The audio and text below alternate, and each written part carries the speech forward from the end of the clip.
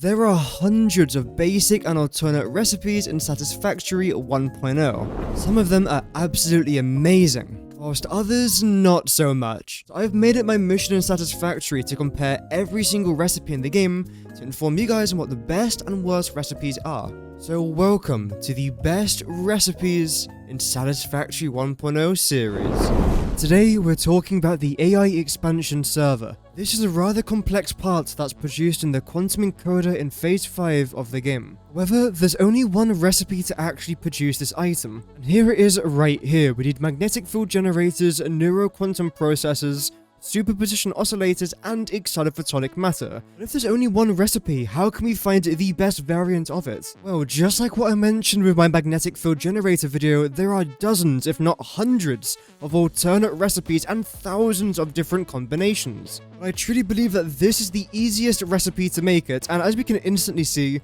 this is a rather chunky recipe, but in my opinion, this is one of the easiest phase 5 space elevator parts to make in the game, and the easiest being the nuclear pasta. So that's the AI expansion server brief. Now let's get into the recipe breakdown.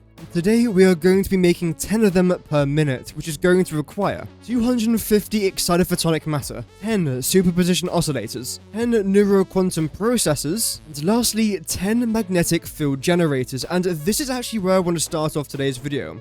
And that's because I won't be talking about this today. Again, I've made an entire dedicated video talking about the magnetic field generators, and we use over a dozen alternate recipes here, some of which being incredibly important, others, such as the pure iron ingots, being more of a personal choice that I don't recommend if you're trying to save power, but if resources is a concern to you, then I do recommend it. However, we use tons of other alternate recipes such as iron wire and iron pipe. Here's still a closer look at what you need for those 10 magnetic field generators.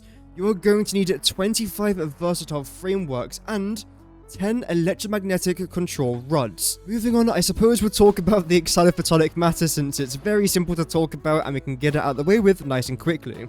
This is essentially made for free in the converter. The only thing that you're going to need to make this is obviously the converter itself, the machine, and quite a bit of power. If you've never made excited photonic matter before, essentially it generates itself automatically through the converter, so there's no resources that have to go into this thing, it's just automatically made. It's really cool, and again, the converter is one of my favorite machines in the entirety of Satisfactory, and this is just another reason as to why I love it so much. As I say, do be cautious of that power spike, and for every little drop of excited photonic matter that you use in the quantum encoder, you produce dark matter residue as a byproduct. So that's a really nice and also, I suppose, free way of getting dark matter residue, but we do discuss other ways to do this later on in today's video. Such as when it comes to our superposition oscillator, which is the third item that we need to make our AI expansion server, and we are going to be needing 10 of these per minute, and we produce a byproduct of 250 dark matter residue per minute, which must mean, yes, we need another 250 excited photonic matter. We are also going to need 60 dark matter crystals, as well as 10 crystal oscillators and 90 aluminium sheets. Now, for my regular audience, you're probably sick to death of me talking about aluminium, so don't worry, I'm going to very quickly speedrun this for the new viewers on the channel, which, by the way, welcome, good to have you here. So, the reason as to why I'm using the coke recipe down there is because I've got a bunch of petroleum coke saved up in my playthrough and I wanted to use it for something. That's a personal preference. You can always use coal there if you so wish. I'm also using something called sloppy alumina solution.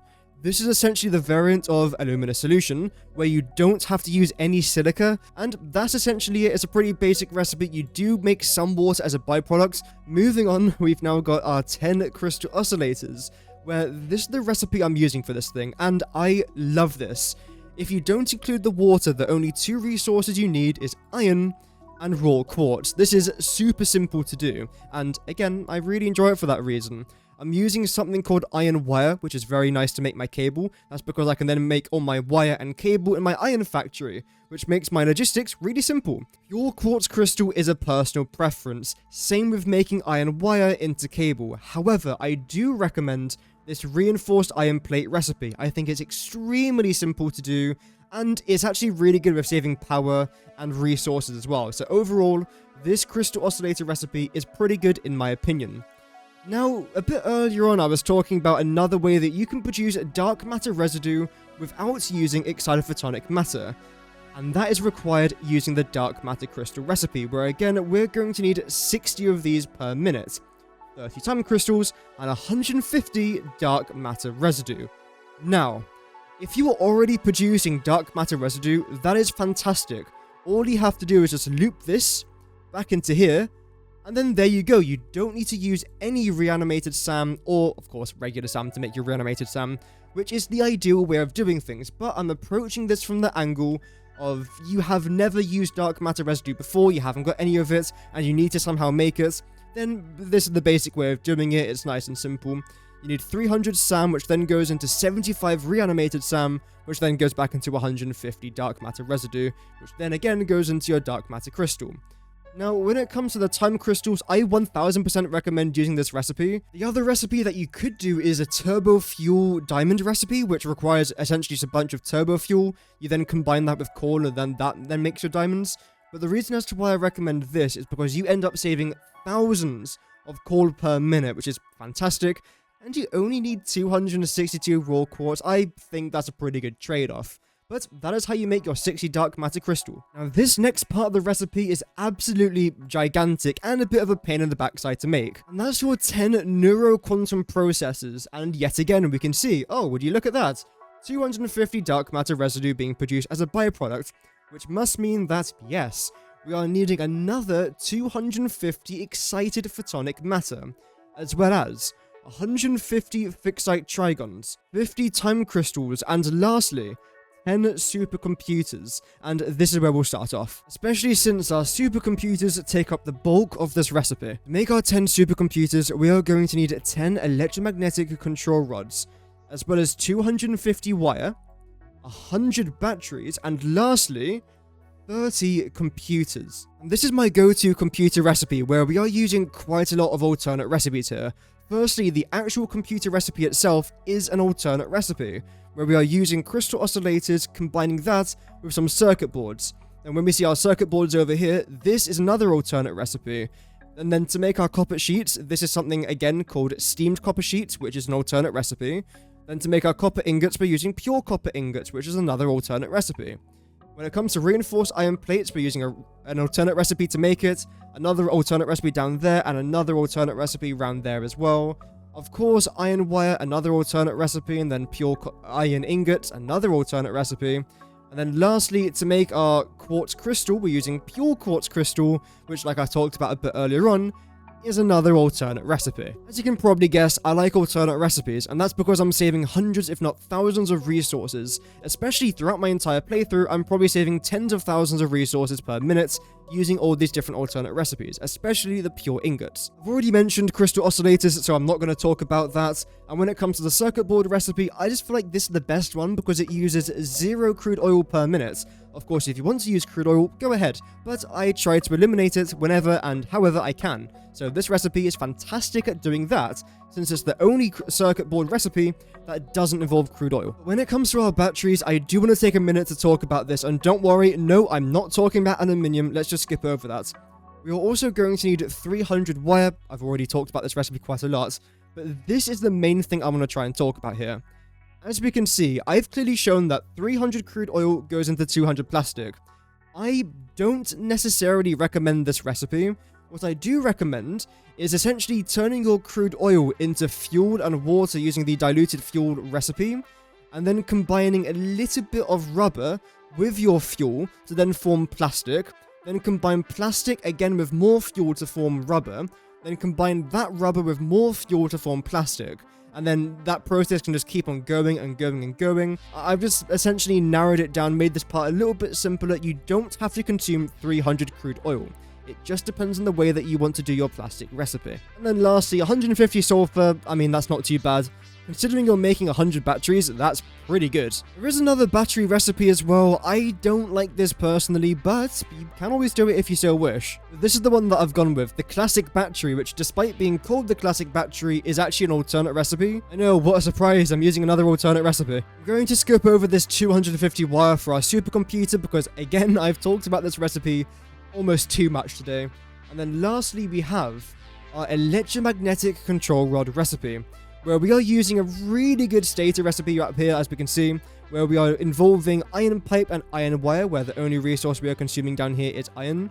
We are then needing some AI limiters, where I'm using the same copper sheet recipe like that I showed a bit earlier on. And for this quick wire recipe, I'm doing this to try and save for some Caterium ore. Again, I've talked about this in depth a lot over the last few videos, so I'm not going to talk about it again, but essentially I do this to save Caterium. Now for the final part of the recipe, we have our 50 time crystals, an item that I've already talked about, our 250 excited photonic matter, which again I've talked about, but I haven't talked about fixite trigons, because to make your trigons you need something called fixite ingots. And there's 3 different methods that you can use to make this, and it all requires this resource right here. I've chosen Caterium, but if you so wish, you can choose between iron, aluminium, or Caterium. But why have I gone with this? I have made an entire fixite ingots video, which I do recommend checking out if you are confused on what ingot to go with. The reason why I've gone with Caterium is because I feel like it's pretty good. With iron, you're going to need quite a lot of SAM. With aluminium, it's a bit of a pain in the backside to make. So with Caterium, it finds that perfect balance in between producing way too many iron ingots and having to go through the pain of aluminium. And of course, we're also needing 400 SAM to make our 100 reanimated SAM, which is then again used to make our 150 fixite trigons.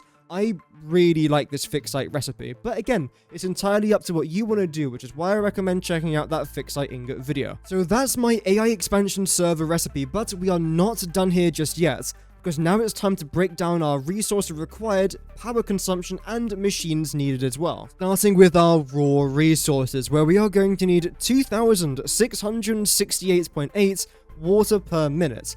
Now, if you don't want to use all those pure ingots I was talking about, this number's most likely going to be quite a lot lower. However, pretty much everything down to around about here is then going to be much higher. So that's entirely up to you. I quite like this personally. 172 copper ore, 468 Caterium, 1,213 iron, 400 limestone, 1,548 coal, 150 sulfur, 318 crude oil, and remember what I was saying a bit earlier on about the crude oil we were using for our plastic? This is technically going to be a lot less, but I've used this for the sake of simplicity. 180 bauxite, 990 raw quartz, 700 SAM, and 750 excited photonic matter. Now, none of these resources are too concerning. 1,500 corn and 1,200 iron might seem like a lot, but it's not. The main concern here for me personally is the 700 SAM and the 990 raw quartz. This is still not a dreadful amount of quartz, and again for SAM, it is what it is. You have to use it at some points, so that's not dreadful either. I still think this is a pretty good resource consumption, considering we are making 10 AI expansion servers, so it's not too bad. However, one thing that is quite bad is the amount of machines that we need, and that's because we need 10 quantum encoders, which will be requiring an average of 8,850 megawatts and a maximum of 17,200 megawatts worth of power, which is ridiculous. We also need 37 converters, which requires 8,138 megawatts as average, or 13,475 megawatts as the maximum. So just with those first 2 machines there, we are going to be needing roughly 30,000 megawatts worth of power for the maximum requirement at least. Then we need 34 manufacturers requiring 1,788 megawatts, 124 refineries needing 3,399 megawatts, 140 constructors needing 536 megawatts, 71 assemblers needing 1,026 megawatts, 11 foundries requiring 160 megawatts, and lastly, just 3 smelters requiring 12 megawatts. Now, this sounds rather expensive regarding the power, but how much power do we actually need for this? Now, obviously I've already calculated it, because otherwise that would be a terrible segue, but we are going to need 37,596 megawatts worth of power to produce our 10 AI expansion servers. And that for me is the best AI expansion server recipe in Satisfactory Update 1.1. But as always, thank you very much for watching today's video. Feel free to drop a like and subscribe if you guys enjoyed today's upload. A lot more Satisfactory content yet to come. Thank you for watching, have an amazing rest of your day, and remember, Godspeed.